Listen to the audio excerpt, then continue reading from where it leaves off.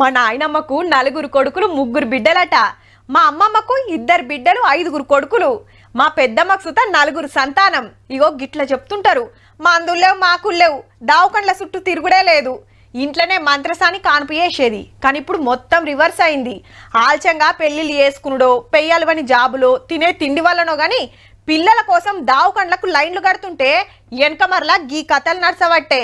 Surrogacy పెద్ద దందా లెక్క అయిందబ్బా. రూల్స్ గీల్స్ జాంతానయి. ఆఫీసర్లకు అప్లికేషన్ పెట్టుడు లేదు, పర్మిషన్ అడుగుడు లేదు.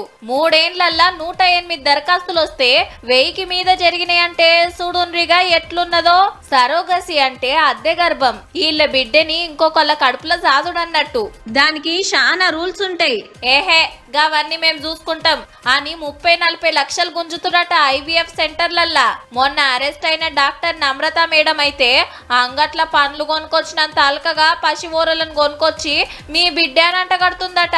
గా రాజస్థాన్ జంట కంప్లైంట్ చేయకుంటే ఇంకెన్ని చేసినో. నాకేం తెలియదు, ఉత్త పుణ్యానికి నన్ను ఇరికిచ్చిండ్రు అంటాంది మీదికెళ్ళి. ఇంకో 7 సుతా దొరకబట్టిండ్రు.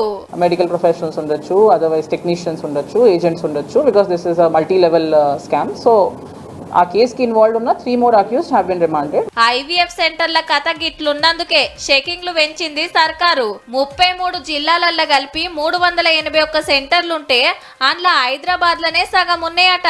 అటెన్క వరంగల్, కరీంనగర్ 35 టీములు పెట్టి ఏడ ఏం నడుస్తుంది, ఎట్లా చేస్తుండ్రు, రూల్స్ పాటిస్తుండ్రా లేదా అనేది తెలుసుకుంటుండ్రు అన్నట్టు.